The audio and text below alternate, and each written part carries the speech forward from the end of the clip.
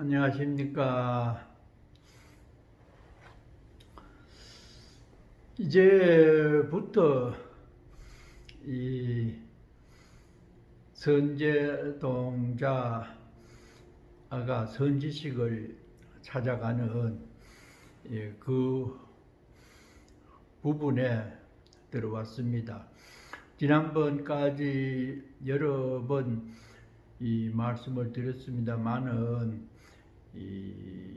전체적으로 대승불교가 무엇인지 하는 그런 총론적인 부분에서 이 부처님 그 사자빈신 삼매에 들어서 문수와 보현이 만나게 되고 500 비구들이 대승불교에 기해서 이 비구가 6,000명, 또 남녀 신도 각 500명, 또 동남 동녀 각 500명, 그러면 2,000명하고 이 6,000명이니까 한 10,000명쯤 되죠. 그 외에도 이 문수를 따르는 신장님들 해가지고 굉장히 많은 숫자가 문수보살을 따라서 불법을 배우지요. 그 숫자는 아마 그 당시에 이 불교 신도를 그렇게 표현한 것 같아요. 많은 대중들이 부처님의 법을 배우려고 한다.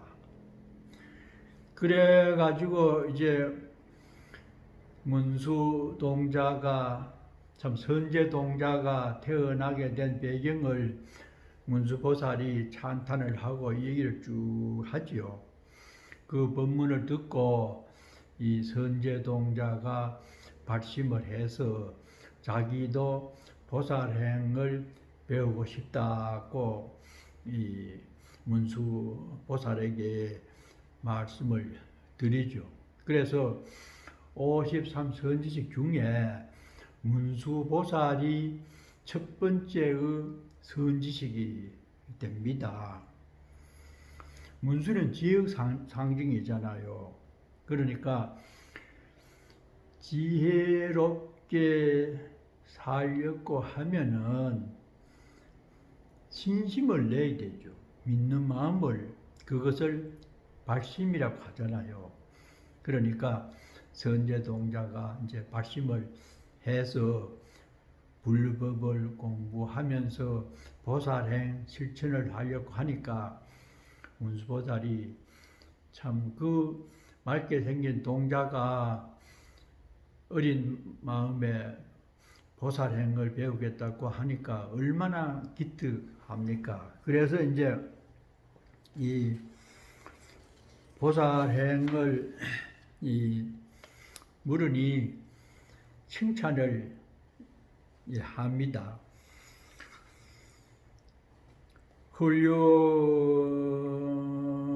훌륭하고 훌륭하여라 선제동자여, 그대는 이미 안욕따라 삼약삼보리심을 내었고 다시 또 모든 선지식을 가까이하여 보살의 행을 물으며 보살의 도를 닦으려고 하는구나.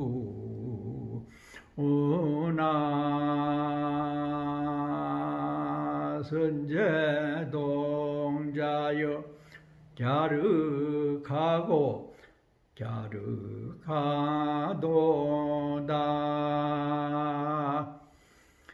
이렇게 칭찬을 합니다. 참 이 불도를 닦기를 마음을 냈고 또 보살행을 배우려고 그러니 참으로 칭찬을 할 만하지요.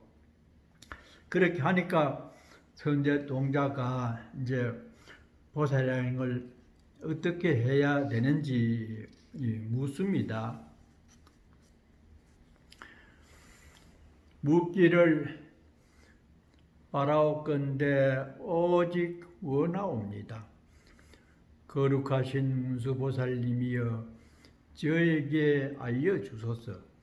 보살은 응당 어떻게 보살의 행을 배우며 어떻게 보살의 행을 닦으며 어떻게 보살의 행을 행해 나아가며 어떻게 보살의 행을 행하며 보살의 행을 깨끗이 할 수가 있겠습니까? 이렇게 묻습니다.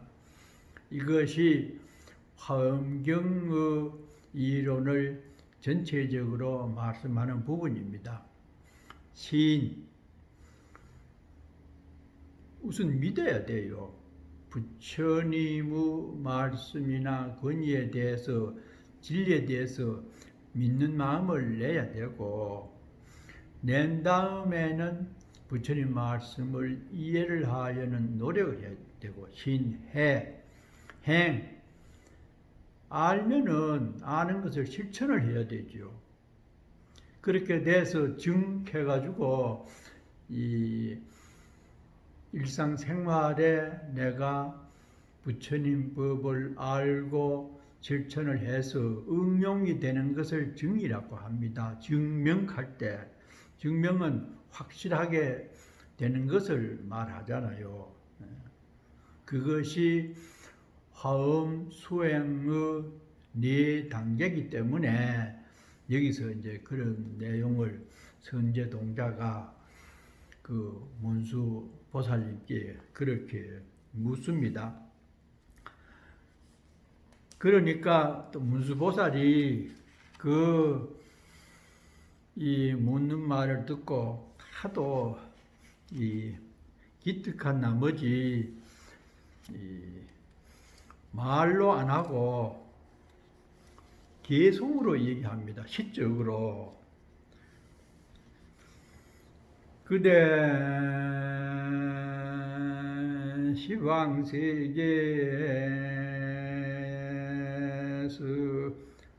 한량 없는 부처님을 널리 진견하고 모든 원력 바다를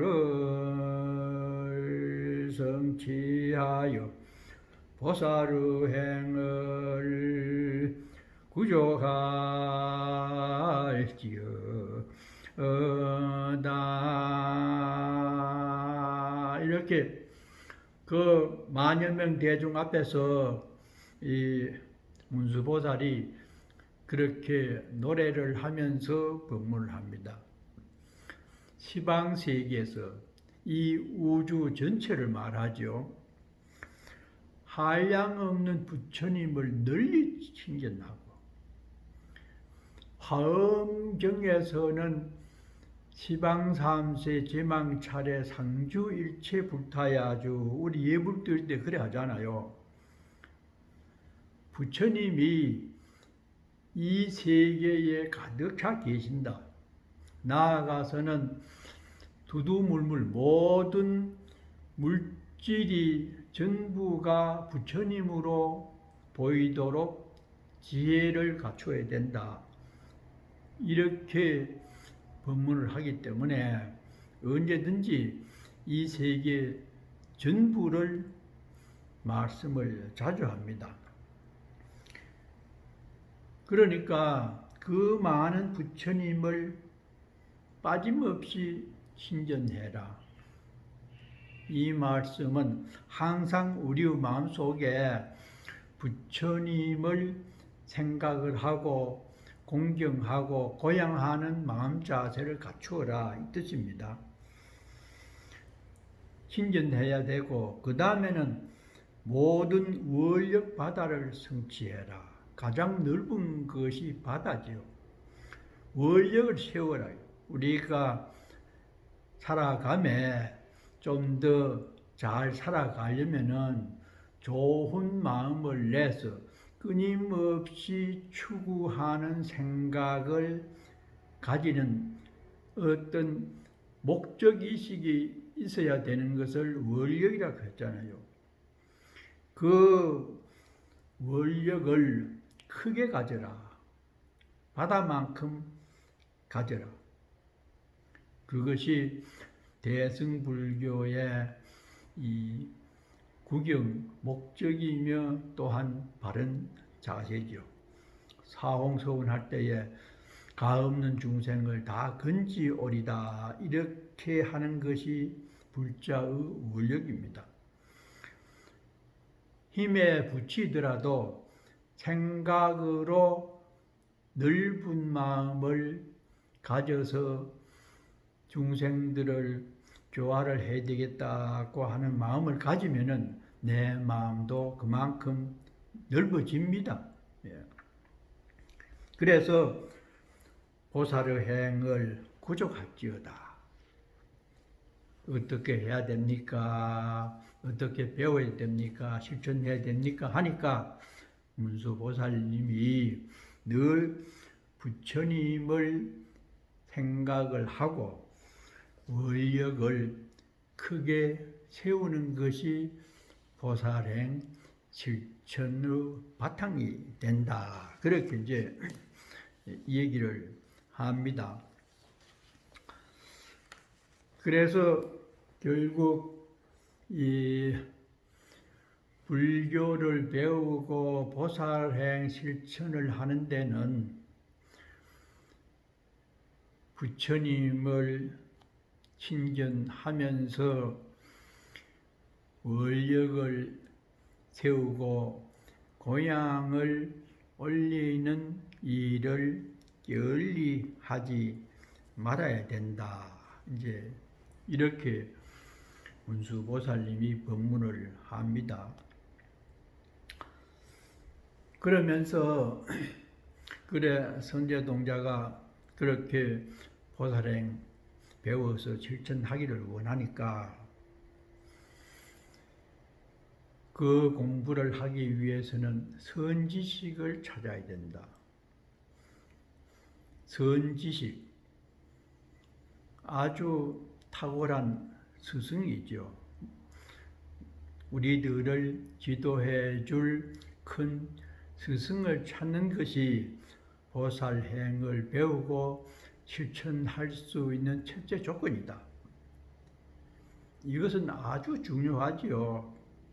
일반 사회에서도 기능이나 어떤 예술이나 이런 것을 배울 때는 훌륭한 스승을 만나야 옳은 공부를 해서 큰 명성을 얻을 수가 있는 조건이 되지요. 그렇기 때문에 불법이나 세상 일이나 무엇이든지 스승을 잘 만나는 것이 첫째 관건이 된다. 천만 가지가 다 같습니다. 뭐 불법이라고 다른 게 어디 있습니까? 공부하는 법은 일반 사회의 그것과 똑같지요. 그래서 선지식을 찾아야 되는데 내가 그 멋진 스승을 소개를 하겠다. 이제 그래 합니다. 두 번째 선지식이 됩니다. 문수보살이 첫 번째고 문수가 소개하는 분이 두 번째 선지식이 되는데 이 선지식을 소개하는 내용이 이게 나옵니다. 선남자여, 선제동자여, 또 그리고 거기 수행하는 만여 명의 신도들을 향해서 말합니다. 일체 지혜를 성취하려거든 응당 결정코 참다운 선지식을 찾아야 하느니라.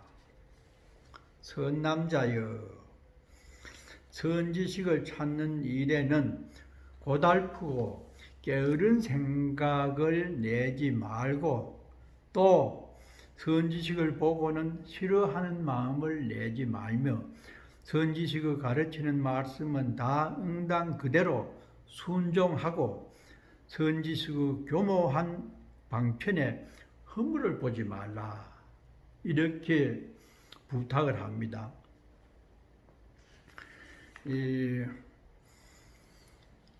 참 때로는 선지식 시키는 대로 하려고 하면은 굉장히 힘들지요.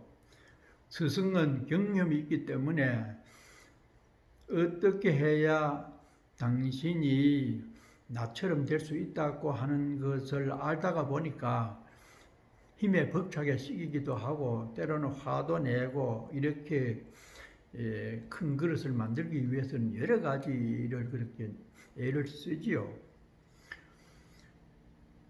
이 고달프고 게으른 생각을 내지 마라. 난 못하겠다. 이래가지고는 힘들어 못하겠다. 보통 이 전문가가 되는 일이나 그 지도자 말을 들어보면은 처음에는 몇백 명이 응시를 해가지고 그러다가 시간이 갈수록 점점 숫자가 적어진대요. 너무 힘들어서 못하겠다고.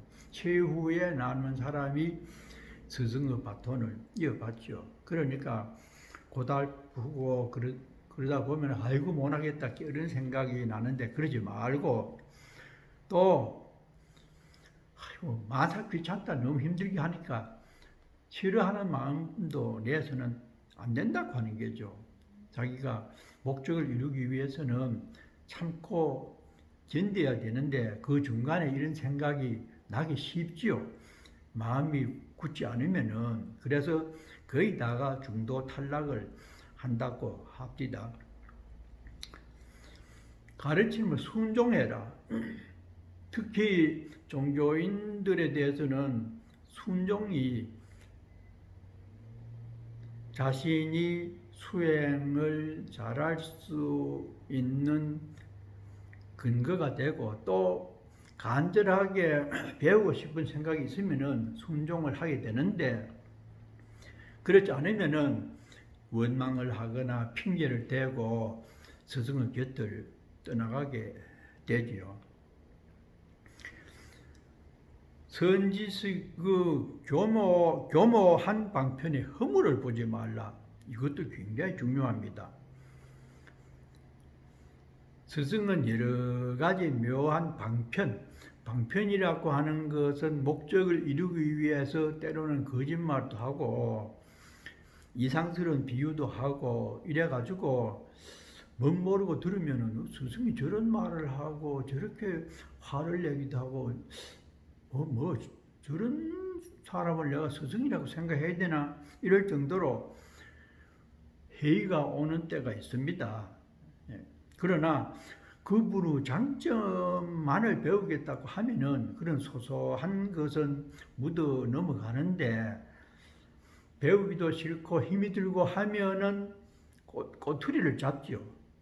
그러니까 이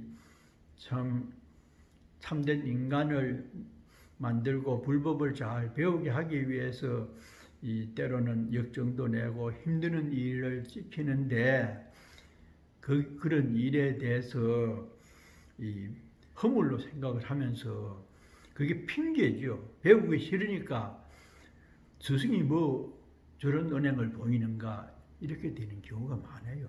그러니까